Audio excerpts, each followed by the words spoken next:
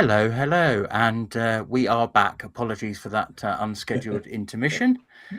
So hopefully you can all hear and see us a little bit better now. I can see that Charlie is in the chat, so hopefully everyone else will follow. I'm fingers crossing this one works this time. So Ben had some lovely things to say about the Barcelona game, which will probably never quite make it onto into air.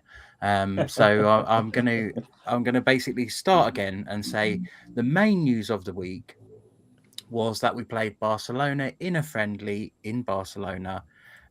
We did unfortunately lose the game by 3-1, but there was positives to take, definitely. Obviously playing probably one of, if not the best team maybe in the world. I mean, certainly in Europe, but I think you could probably extrapolate that out. Yeah, Ben, what did you make of the game from what you've seen? I know there's been highlights afterwards, so from what you've seen, what did you make of it all? No, I've managed to watch the whole thing back actually, because the whole 90 minutes is there up on the Barcelona YouTube. So I think there was a certain amount of sort of playing the occasion at the start. I think there's a lot of international players. We obviously in the FA Cup final a few months ago, but it's still like a really big deal playing against someone like Barcelona. And obviously it's not Camp Nou, but the Stadio Johan Cruyff is I wonder if Zoe was looking at it going, this would be an interesting sort of model for the one that we're looking to build on Bennettsfield. So yeah, I think possibly a little bit rabbit in headlights for a little while, but I think they came into it, they acquitted themselves really well, as you say, they're arguably the best team in the world. And I think it's very interesting that the 3 goals they scored against us, like 2 of them were basically long balls over the top, and the pacey players got in behind, and the second one was, Manu was unfortunately dispossessed halfway, and Caroline Graham Hansen got in and goal from that. And I think the fact that we got 1, that it's really interesting that we're the first ever away team to score in the Johan Gamper Trophy. Is a credit to the team and a credit to the way they played. And I think maybe Barcelona weren't quite expecting someone to sort of not just roll over on their sort of little special presentation night, but it was and I think especially the second half, which was 0-0, we were equal to them, I think, a lot of the time. Yeah, it's interesting you say that, because I feel like it's happened in a lot of games where we've not necessarily played particularly well the first half, and then it feels like when Dario's had time to get them in and have a chat to them and talk to them about tactics and maybe having a reshuffle or being able to advise them what the opposition are trying to do and all this sort of thing. It's amazing how often we are coming out in the second half of games and it's almost like chalk and cheese virtually. So yeah, very interesting that it was kind of 3-1 in the first half and 0-0 in the second. Claire, I think you managed to watch it live, didn't you? So what did you sort of make of the result, and I guess overall how Brighton played? Yeah, I think we outdid our expectations. I don't think Barcelona expected us to do what we did, especially second half. I mean, I would quite like maybe whatever it is Dario says at half time, he could say before the game kicks off. That would be the ideal, because clearly he clearly gives them a rocket up their backside, or he does something during the second half, in the interval that says, come on.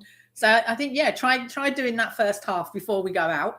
But yeah, I think it was an element like the FA Cup, I think, of you're kind of like in this massive stadium.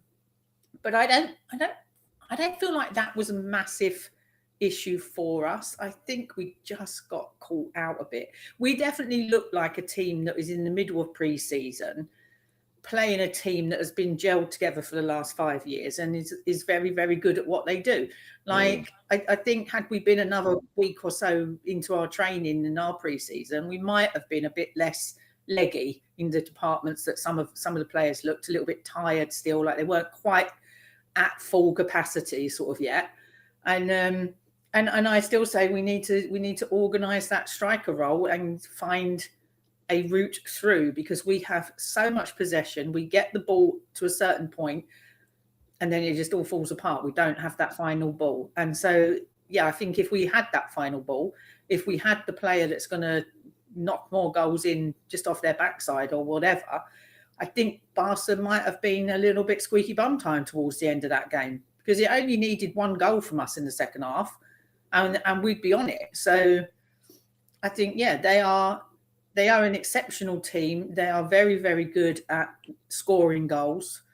We know that. They regularly put 5, 6, 7 past people.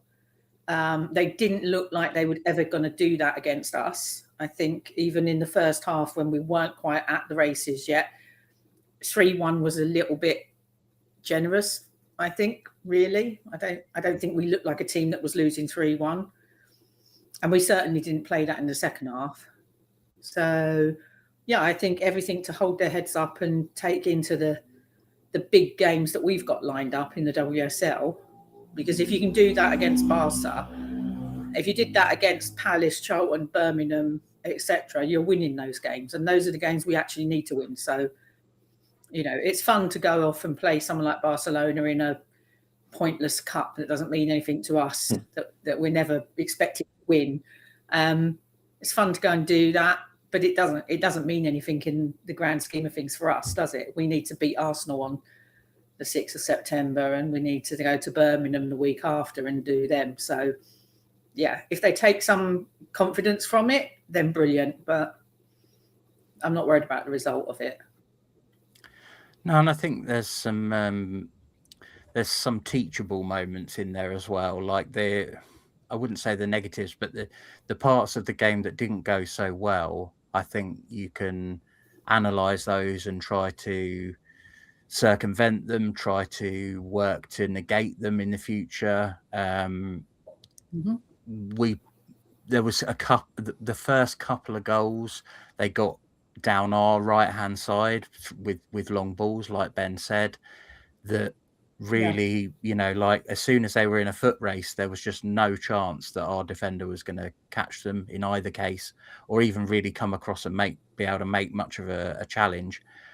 And then the third one, we kind of get, it's not a great pass to Manu, and she kind of gets robbed in possession. And I feel like what I saw was us play reasonably well, but lose based on a couple of mistakes. And I think that, to be honest with you, that has kind of rolled over from last season. And I hope, and I think this pre-season we've eliminated a lot of that. But the trouble is, Barcelona, other teams, you know, we'll come on very briefly to Genk in a little bit. They might have done that 3 or 4 times to us and not scored. In fact, we did it to Barcelona 3 or 4 times and we only scored once. You know, that we had other chances to score. Whereas it was like a player came out of position, or they got in behind us and bang, it's a goal. And that is, if you want to boil it down, if Brighton ever want to get to that level, they know they're not at it right now. But I think, like you say, against other opposition, and having learnt those lessons of what can happen, you know, everyone should be the better for it, because we did compete with them. You know, they had most of their starters out in the first half. Probably, I think, with the exception of Bonmati, who I think had a knock. But you know, Patry was there, and Graham Hansen, and Vicky Lopez, and you know, all their starters were out. And it wasn't, we weren't getting battered. We were just making a mistake, and we were paying for it. And you know, that is what a team like Barcelona will do to you, especially if you're a kind of a mid-level WSL side. That's just what's going to happen 9 times out of 10. Yeah, and that was what I meant by, like, they, you know, they're a team that have been gelled for the last 5 years. They're going to jump on those mistakes. They're experienced enough to know that if they just keep knocking this ball forward, at one point you're going to miss it because you're expecting them to do something else. And so, yeah, they just capitalize on your inexperience And we are inexperienced, you know, like, yes, we had some great results last season, but this is still a very new, very young team. And so it's very inexperienced. It's not, we don't have masses of, you know, like, yes, we've got players who play for their national countries, but they're mostly on the fringe of their countries. They're not necessarily playing every tournament, every game. So all of everything we had on the pitch and versus everything Barcelona had on the pitch, I don't think we embarrassed ourselves. And Absolutely that's really, not, no. That could have been the case. You could have gone there and got walloped 8-0 and really, you know, shown who was the boss. And we didn't. We held our own for the most part. So, yeah, I think that's all right. Yeah, it was definitely, like I say, a good learning experience, and there were a lot of positives to take from it. And like I say, I think when I looked at it overall, I thought Dario's going to be annoyed about the goals, but he's not going to be annoyed about the performance. And that was kind of what he said in his post-match, was that, you know, he wasn't really happy with the manner that we conceded the goals, but he was very proud of the overall performance. And he is a manager who can separate the two and go, look, we were playing against Barcelona. They had 3 chances. They put them all away, and they didn't really need to do much else other than that, you know, except a bit of defending against us. So, you know, he's realistic to know that those were errors that we need to, you know, correct. And I think probably more presciently would be to realize that we have a weakness against that, because if I was another WSL team, I'd be thinking, if you can get in behind them, you're gone. You're going to get one-on-one with the goalkeeper. So keep pumping them long balls. If you've got a bit of speed. So it's kind of Dario's job now to go, I think you know, how do we stop now teams thinking that's all they have to do to beat us, you know? Yeah, I think that is the worry for me with letting Raki Maki go, in that little bit of speed on the right hand side that she had isn't there now. You know, Charlie does a great job with defending and getting forward, but once she's gone forward, getting back is not, it's not there at the moment for her, whether that's coming or not, whether she's just, you know, not fully fit yet or whatever. I don't know, but we saw it quite a lot last season that she would get caught out with that ball over the top and not getting back. So I think we have to accommodate for that. If we're going to play her as the right side of defending, the other centre backs are going to have to know that if she moves forward, you're in the right side, you're taking her spot. Do you know what I mean? But then that opens us up down the middle. So I don't know how we get around that. Yeah, I was surprised how far forward she was going, based on the fact that we were only playing 2 centre backs. I think you can afford to get caught occasionally as an attacking fullback if you're playing 3 centre backs, because there should always be someone on your side to cover you. And the trouble is, and we've spoken about this before, I think I mentioned about Caitlin, the goal against Chelsea, where Baltimore goes past Charlie, and then that drags Caitlin out to cover her. But because we're playing a back 4, that then means we've only got 1 central defender. I think you can be a bit more forgiving on the wide, out wide, if you've got more cover in the middle. Otherwise, I thought in this instance, bringing on Marriott away shored it up. I think there's probably 2 main reasons for that. Me and Ben had a little chat about this back and forth. I think partly was the fact that it was Esme Breutz who was down that wing, and Marriott away is Dutch and about the same age. So they've played together. They'll have seen each other a lot. So she would have known what Breutz's game was. I also think Marriott doesn't go forward anywhere near as much as Charlie. And I did personally think that Marriott didn't have a great game against PSG. So this is not me kind of going, oh, I'm sort of camp Marriott away at right back. I think there's still questions there, because I'm pretty sure she got took off at half time, if I remember rightly, against PSG. But certainly the first half, when she was down our side, there were a few iffy back passes, and you know, it wasn't great, and I think she probably acknowledged that herself. Then you've got a game here where she comes on and is an improvement on Charlie. So you're still sort of searching, you're still probing to see who is actually the answer. I think probably the answer would have been, had she been fit, Mylese, because although she's not an out right back, she has a lot more pace and drive, I would say, than both of those two players. Maybe not as good on the ball as Charlie, because Charlie can be good on the ball, but she can't get up and back with regularity, and I think it's not Marit's game to get up in the first place. So you're sacrificing something. You either sacrifice pace or you sacrifice an attacking outlet on that side. So it'll be interesting to see. There's it was interesting the team we played, the team we picked, because it clearly we didn't our first 11 that started the game is clearly not the first 11 that's going to start in the WSL. I don't think. Like, it was kind of a bit like the PSG. I think there was a bit of a half and half of first team starters and a few extras, and then second half bringing on the others and giving everyone a bit of a run out. So again, I don't think we took it as seriously as like we want to win this. I mean, obviously you do, but I think it was used as a let's get as much experience out of this for as many players as we can, Was there anyone, I'll come to you on this, Ben, was there anyone who particularly stood out, you thought, for Brighton? I mean, Kiko had a good time, partly because Esme Brooks was kind of nominally their left back, but she basically spent most of the time an hour and a half. So Kiko, they just left the space behind her. So Kiko was getting into that a lot. Obviously, that's where her goal came from. I think it was quite funny because you can tell. I mean, maybe they didn't bother to do their homework on Kiko, but they basically was, the defenders were steering her towards the corner of the 6-yard box. It's like, guys, that's where she scored most of her goals from last season.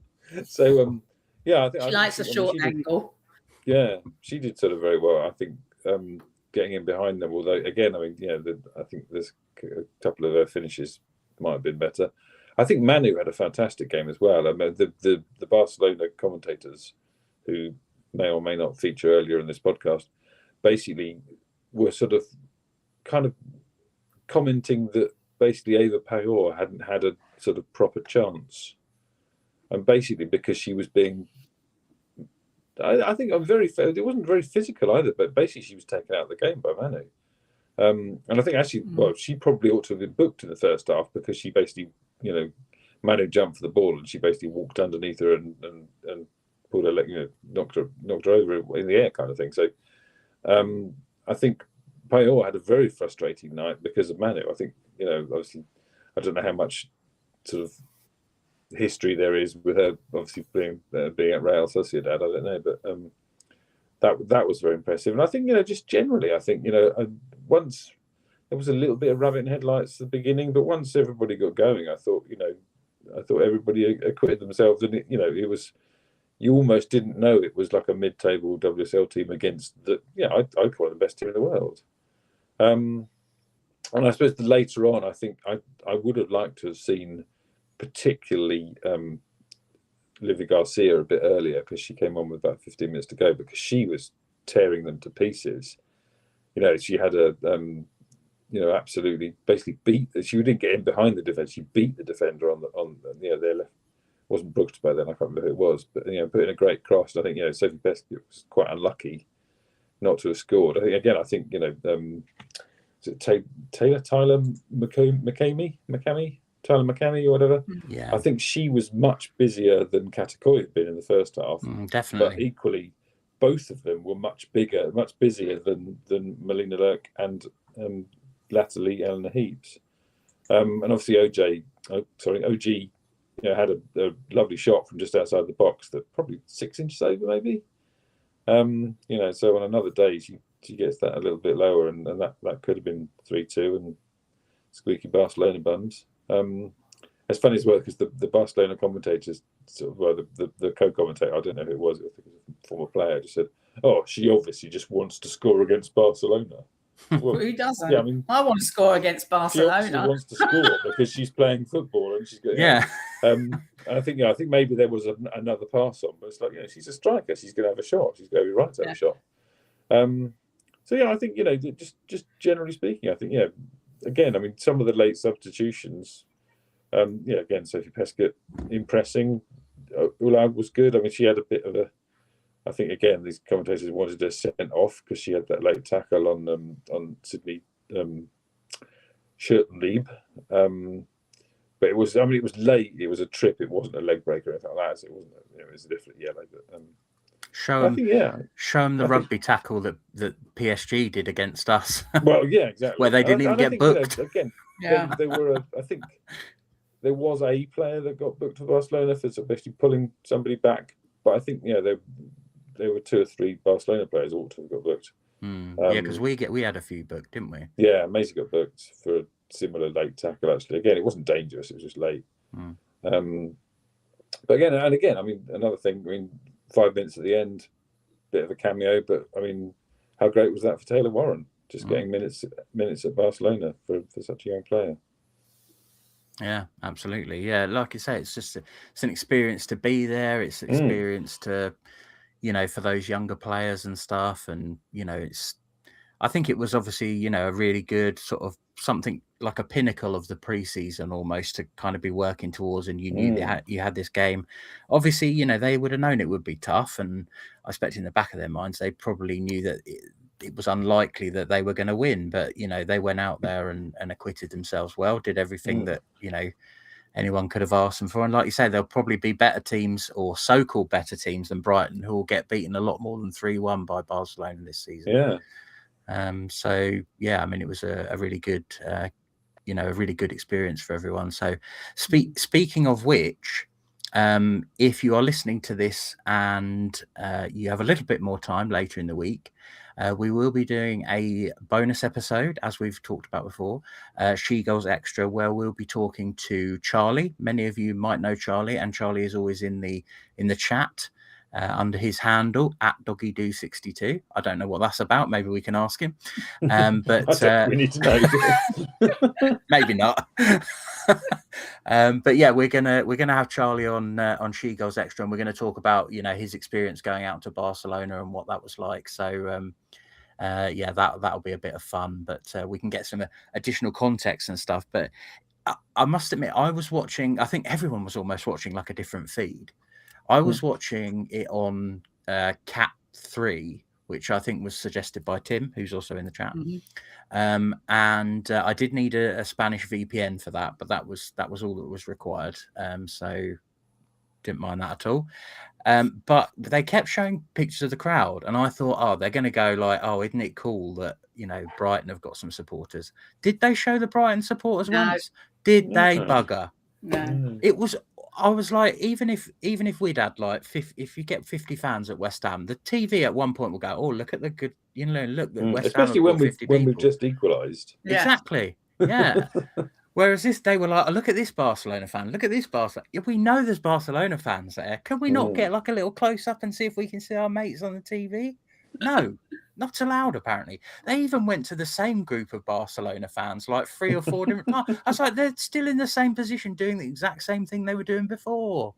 Where's Joe? Where's Amy? Where's where's Sam? Like, we want to see our friends, and So, but yeah, very, very, very briefly they would be on the TV, but you really had to it was a bit ridiculous, really. I mean. But there we go. They were all there cheering everyone on. So one more thing on the game and Ulag as well. There was a perfectly good goal disallowed at the end as well. There was a ball through, and Ulag and Tyler McKennie basically both went for it, and Ulag won it fairly. As far as I've seen various replays of it, Ulag won it fairly. And then I think Kiko just tapped it in, and it was a perfectly good goal. I can say I've got no idea why that was disallowed. It was at Barcelona. It was an exhibition match that Barcelona were going to win, so that's why it was disallowed. Yeah, there was no way they could allow us to get within a sniff of it within 5 minutes to go. That was a bit unlucky. I think in an ordinary game, in a WSL game, or something like that goal might well have stood. Yeah, it was the classic friendly decision, wasn't it? We're at home, we're at Barcelona's ground. We don't need to make it close on a controversial decision or whatever. Not that it was controversial, but it wasn't controversial because they know Brighton are going to go, oh well, it doesn't mean anything, but it meant something to us. Damn it! Well, I think if we'd have got that goal, it's 3-2, and I think we'd have thrown the kitchen sink at them. And they might have scored 2 more goals themselves because we would have been open at the back, giving it large. But it would have been entertaining, wouldn't it? Yeah. You know, and that's what it's all about at the end of the day. It's a friendly. Yeah, the other, I guess, something to muse about is the fact that my understanding is the original match graphic had Leovalti starting, and then when they reissued it or edited it or whatever, not only was she not starting, she wasn't on the bench. So whether that was not a speculative lineup to begin with, but maybe that was a lineup that had been provided quite far in advance, and she picked up something on the day. Or the other thing is obviously, something like if you've got illness or you've had bad bit of food or something while you're out there, then they're not going to risk you, and nor should they. So obviously we hope Leovalti's okay and hopefully good to go for the start of the season. But what I would say is, I thought in particular when Barcelona were having the majority of the possession and stuff like that, it was Patry. It was all done by Patry pretty much. It all ran through her. Like, Hansen scored a goal, Broit scored a goal, but it was the Patry show for the first half an hour. And I sort of thought, I wonder if Leovalti had have started, whether we might have just had a bit more of an edge. Because Patry strikes me as the sort of player who, if you're a bit younger and you've not got so much European experience, like Maisie or Yorimo, that she knows what she needs to do to kind of circumvent that. Whereas you play against a sort of, I was going to say a wily old veteran. That's a bit harsh, isn't it? But, a veteran of Champions League football, a veteran of the international scene, it feels, I sort of wondered if Alti had played, would she have put her thumb on Patry a little bit more? But I think obviously the main thing is we want her to be okay. Yeah. But yeah, an interesting thing to muse about. If we play them again with a full strength team, we'll have them. We'll have them. Yeah. We'll have them. Bring them to the Broadfield. Yeah. I think rematch. The whole point of it is, that was the 5th edition of the Women's Johan Gamper Trophy. In the 2021, they beat Juve 6-0. In 2022, they beat Montpellier 6-0. 2023, they beat Juve 5-0. Last year, Milan did well and only got beaten 2-0. They only beat us 3-1. That's what I mean. We scored against Barcelona in their showpiece game. So we're the only team to have done that, and we only conceded 3, whereas most of the others, obviously not Milan last year, but most of the others, 6-0, 6-0, 5-0, we conceded far fewer goals than the other teams, and we scored one, which I think is an amazing achievement, really. And especially when you say, I don't know what the circumstances for the 6 Montpellier goals against Montpellier were, but considering basically they did us with long balls, we got beaten 3-1 by Wimbledon.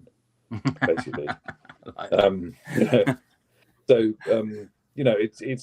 think just on the whole, I think just it's just a really, really big result for the club. We didn't win, we weren't humiliated. We the only team to ever score an away goal. So I think it's fantastic, amazing tick in the box for the club, and it's really nice as well. I think we were talking about Zoe Johnson not wanting to be in the foreground and stuff with this new stadium, which I think she should be, because I think she deserves the credit. But there's some lovely pictures of those presentations and stuff, and it's got various Barcelona dignitaries, and there's Patry with the cup, and there's Zoe Johnson there as well, which I think is fantastic. Because again, I don't know how we got the invitation, but I'm sure there's a lot of credit should be going Zoe's way. Maybe they'll loan us another striker. Well, yeah, we did get Bruno, didn't we? There were pictures after the game of Manu and Moeka chatting to Aitana Bonmati, so you never know. I've been trailing that for a couple of seasons now, so it's going to happen. You've been putting it out there into the ether. Yeah. There we go. So from one friendly to rewind slightly a few days before. This also might have contributed. I know you. I think it was you that mentioned, Ben. They were maybe a bit leggy. I think you said as well, Claire, that you know, we needed to make we look like we're in the middle of our pre-season, you know. Yeah, and it flying as well, back and forth everywhere. I know it's only a couple of hours, but it's still travel time. You still got to be at the airport 2 hours early. You've got to be up early. You're packed, and you know it is exhausting. Yeah, absolutely. And I think it sounds to me like, I think even Dario mentioned they were it had come quite quickly after that Genk friendly. And I think, bearing in mind what we heard at the fans forum, it felt a little bit like Barcelona obviously came in at a certain point when we perhaps already organised the majority of our pre-season. I think we were supposed to play Arsenal. Yeah, so I'd be interested to know if we kind of went, we could still play that Genk one and then play Barcelona, because it didn't feel like an ideal amount of time. I think it was 3 days, if that. Maybe Tuesday night. I think it was Tuesday night. Yeah. So they did come in quite quick succession. That probably would have played a little bit into the team selection against Genk, to be fair, because we did go on to beat them 3-0. However, all 3 goals were in the first half. So that time, Dario gave him the team talk in the first half. And then in the second half, he said, "All right, put your feet up from here." Yeah. No, he would never say it definitely works. I think first half rocket, second half go and show them now who you are. Yeah, exactly. So we haven't got a lot of information. I don't even think we've got the lineups. We did get the goal scorers. So 2 for Tvetten and 1 for Taylor Warren, as I say, all before half time. There's not been any highlights as far as I've seen, so we don't know what the goals were like, but it sounds like one of Ollie's was a bit of a curler from the sort of edge of the box, so that's nice. Obviously she did get on against Barcelona as well. But I don't think it was necessarily, I think if they could have had a do-over and moved everything how they wanted it, they probably wouldn't have played Genk 3 days before Barcelona. But you know, when you do commit to going on these pre-season tours, you don't want to get a reputation of just going, Barcelona have asked us to play a game, so goodbye. You know, we don't give a monkeys about Genk anymore. It's like, you know, you never know. Like, we might be setting up a relationship with some of these teams. It's part of Genk's pre-season plans as well. Exactly. So if we pull out, then they haven't got a game, have they? So not a lot to say on that one, other than we did win 3-0, and up until Barcelona, we were unbeaten in the pre-season. But I would we have got a lineup, because there was a game. We have got a lineup. Oh, good. Website, So I mean, Eleanor Heaps started that one, which is nice. Moeka was captain, which is lovely. And then, I mean, again, I don't know the exact formation, but Marit Owe, Emily Gay, Gabby George started. And then midfield, Taylor Warren, Emilia Yorimo, and Sophie Pesquet, Ulag Fetten. And then up front, I presume, I don't know what the formation was, maybe 4-4-2 was Livia Garcia and Emily Murphy. And you see, that makes perfect sense, because none of them started against Barcelona. Yora did. That's what I was going to say. Yorimo did, because I bet Valti was supposed to. She came in for Leo Valti, Bet. There would have been some substitutions, obviously, but again, it was 2 goals from Olaug and 1 from Taylor Warren. So how much are we going to see of Taylor Warren this season? That could be interesting. Yeah, hopefully. I'd hope that the cup games, we are going to see quite a lot of our young uns that don't go out on loan anyway. So I'd like to see, instead of bringing them on in cup games, I'd like to see a few of them actually start some cup games. Yeah, and then if it's not going our way, bring the big guns on. Yeah, and it's very difficult. It's difficult to get into a game if you've got 20 minutes. It's particularly difficult if that game is considered a bit less than as well. You know, it's a Wednesday night with only sort of 500 people, or, you know, it's like, I sort of feel like that's your time to go out and, you know, I'm not saying you play like all the youngsters, but you could play a couple, and really you should be able to do that and not suddenly capitulate to, like, you know, Sunderland or someone. Not playing Sunderland because they're too far north, but you know what I mean. Like, we should be able to give these players 90 minutes and still beat Wolves. I think we're playing Wolves, aren't we? Yeah. Playing Wolves. So I think the pre-season on the whole, I think it's been a bit. I think maybe they had the original plan that they were going to go to the Dutch national sort of centre, you know, the sort of Dutch equivalent, St George's Park. maybe for a fortnight, and then PSG came in, and then so we're like, oh well, we'll play that one, and we'll play that at the Amex.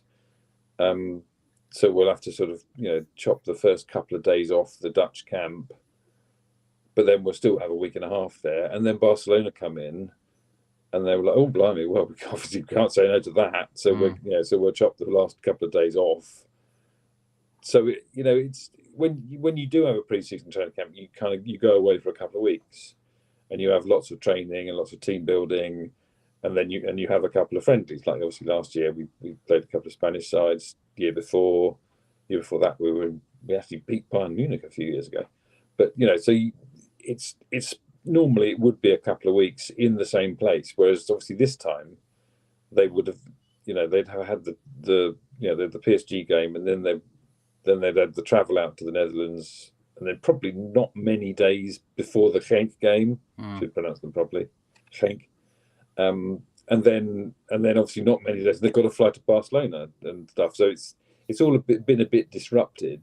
I mean, I'm sure Dario's had plenty of time with them, and he'll get obviously get lots of time now they're back home. But I think ordinarily it would have been so that may be why they were a bit leggy and a bit maybe not out of sorts, but they weren't ideal circumstances. I think normally when you've got a pre-season game against Barcelona, you'd go to Spain for a training camp, and you would have been there for a couple of weeks already. Yeah. Again, I mean, it was hot in the Netherlands, but it wasn't as hot as it was in Barcelona, so that would have made a difference. So it's been an adventure. I think they've played against one of the most famous sides, if not best, in PSG at the Amex, and they've played against the best team in the world in Barcelona. So I think it's been disrupted and a bit weird pre-season, but it's been exciting, and I think they've got a lot from that. It feels like it's been quite testing, and I would say pretty much for the most part we've come through all of those tests. So and that's, I guess, ultimately what you want from a pre-season is to go into the new season thinking that everyone's ready, and up to scratch, and it does feel like that is the case. So a bit of a strange one, like you say, a bit disjointed in pre-season, but I think everyone is where they need to be, and I don't know whether there'll be another kind of friendly beforehand now. There's obviously a couple. I would think there probably is, but it might be a little bit like behind those doors against Lewis or Worthing or someone local, or sometimes they'll do intra squads. So they'll get some of the youngsters up to kind of fill the suspension. They'll put 2 11s out. Against each other, sort of thing, with the thing of don't kick me, because I won't kick you, you don't kick me, sort of thing. Whereas sometimes you might go, oh, let's play Withenshaw or someone, just we'll beat them 10-0, and then they're like kicking lumps out of you. So no offense to any Withenshaw listeners, if I mean, I just think because WSL 2, are they still in pre-season, or they start soon? I think so. Yeah, they start the same time as we do. Same time now, I think. Because National League has started though. So might get a couple of games, Southampton, Portsmouth, that sort of thing. Yeah, exactly.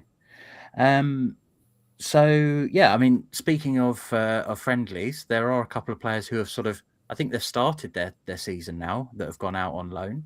So we're going to go to our loan correspondent. He's putting on his hat now as I cue up the video. We haven't heard it for a little while. Ben thought it had gone, but it hasn't gone. Are we ready? Ben on the ball, Ben on the mic, talking women's football every day, every night, from the first big tackle to the last late goal. Ben's got the game, Ben's got the soul. There we go. He looks proper Del Boy in that. It's not get that picture sorted out. I know I was doing it on a bit of a whim, and that was the one I could find. So I apologise for that. We'll have to get you a posed one. Yeah. Yes. I don't know where we were last week, but did you talk about them last week? Because there's been a couple of bits of news of players going out. We talked about Carla and OJ going out on loan. Fuka's the only new one. Fuka's the only new one, which I'll splice in. Yeah. So we've got Carla at Lazio, Liv Johnson at Lewis, Lily Dent at Sunderland, Grace McEwen at Nottingham Forest, and now Thuka. So yeah, I mean the news. I mean, obviously, Grace, on the day that Grace was announced, again they played a friendly and she played. I can't. Oh yeah, they beat somebody 1-0. Who was it? And it was Wolves. They beat Wolves 1-0. So yeah, that's quite nice. And yes, I mean she started again. That's what you want to be seeing, isn't it? That our players are going out and they're playing.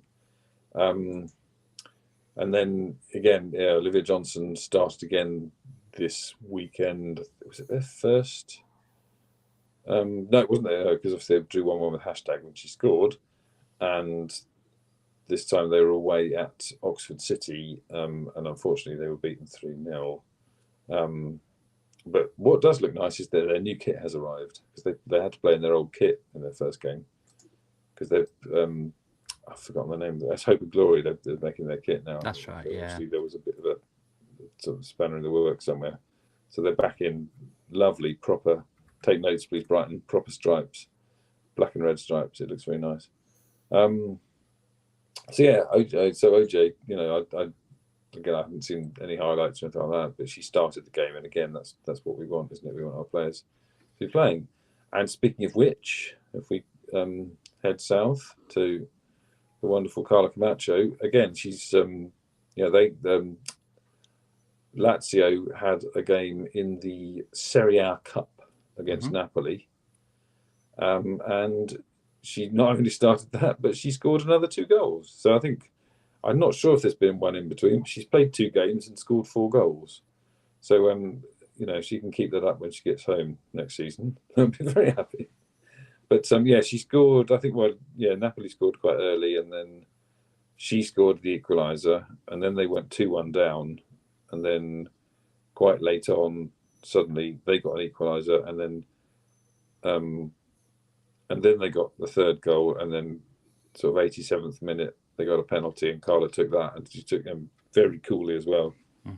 Sent the keeper the wrong way, and that sort of stuff. So again, you know, she can bring penalties. I'm sure she's got penalty skills, but you know, that sort of, the first goal was a very good finish, and the second one obviously a very cool finish because it was a penalty. So yeah, keep going, Forza Camacho, but don't get too comfy because you're coming home next season, girl.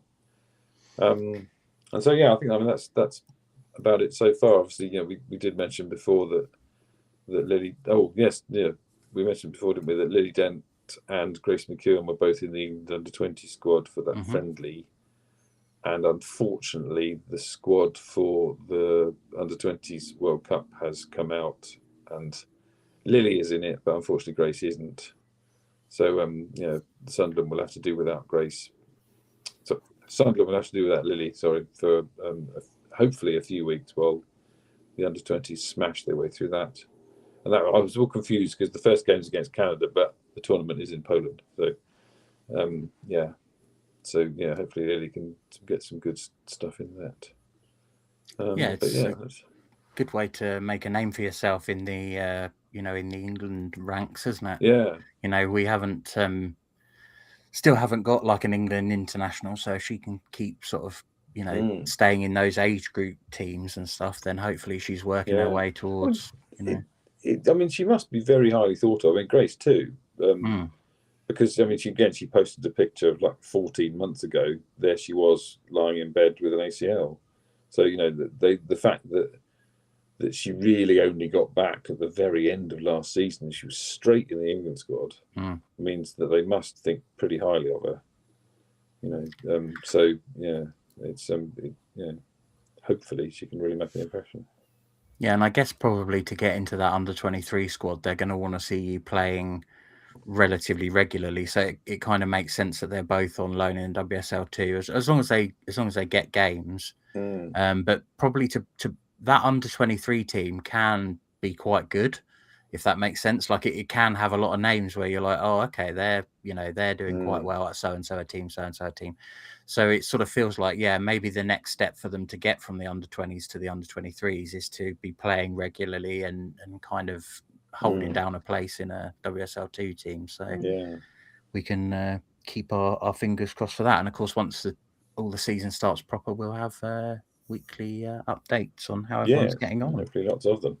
Definitely. I'll have a couple of goals a week for Carl. I mean, Golden Boot would be lovely to come back with, wouldn't it? I mean, hopefully not too far ahead of ourselves, but yeah, that would be one thing you could turn up and present. Give me a couple of games, will you? I've got a Golden Boot. Do I get to start now? Exactly. Another couple of just minor things to mention. I think I did mention it in the outro last week, but I actually wanted to mention it specifically, which is we have got TikTok now. I always say TikTok like I'm slightly surprised that that's a thing.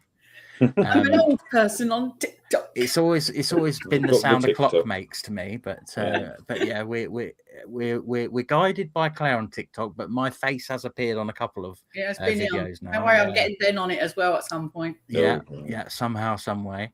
Yeah, if you are on TikTok but you're not already aware that SheGulls has a channel, I'm 99.9% sure if you just type in SheGulls, it comes up. It's got a lot of branding and stuff. But I think the actual if you want to go and find that, I think is SheGulls podcast. So yeah, I just put the podcast on just so it did separate us away from all the other. Yeah. Loads of, because there are a couple of other SheGulls on there. Yeah. Although not really to do with football from what I could see, but yeah. So yeah, hopefully lots of more stuff on there as we sort of suss it out. Claire's an expert, we'll give it a go. We'll give it a go. We're across all channels now, you see. You never know where we might turn up. Exactly.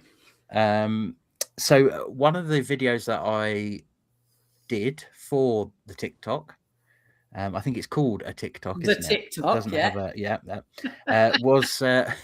was to give everyone the code to our fantasy football. So if anyone's unaware, the fantasy football that was run by, I think they were called Ariel.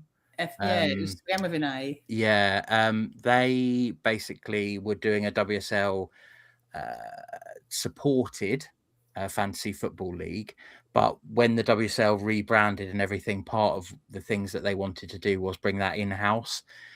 So if you had a WSL fantasy app last season, it won't be on there anymore. It won't be that those people kind of behind it. It's all done through the WSL app now. That's where you go, make your team, all that good stuff. Once you've done that, it's not the most intuitive of designs, but there is a link you can, or a tab you can tap for leagues. And once you're in leagues, you can click like add to league or something like that anyway. But you will need a code. So I'll give you our code, which is 2GFM7X42. I'll just one more time, 2GFM7X42, and that will get you in the SheGulls League. I think there's about 20 of us in there at the moment, but it always ramps up towards the beginning of the season. So I think it would be quite cool maybe on the extra from time to time to look at our teams and revisit it. So again, probably not going to be important enough to make it onto the main show, but if you're a listener to SheGulls Extra from time to time, we might check in, see how everyone's doing, see if there were any Brighton bargains on there, that sort of thing, you know.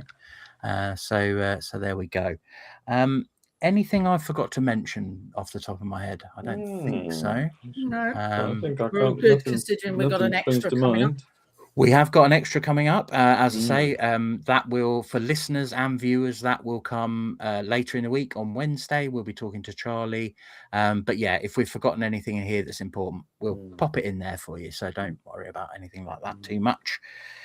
And well, I think that is going to round off this week's show. Remember, you can find us, as always, at SheGulls on X or Twitter, whatever you want to call it. And, of course, Instagram, run by a friend of the podcast, Steve Gibbs, over there in Germany. You can, of course, find us at SheGulls.com, where match reports will start to be produced again. Had a little bit of the summer off and a couple of articles over the sort of break, but back to sort of full bore over the course of the season.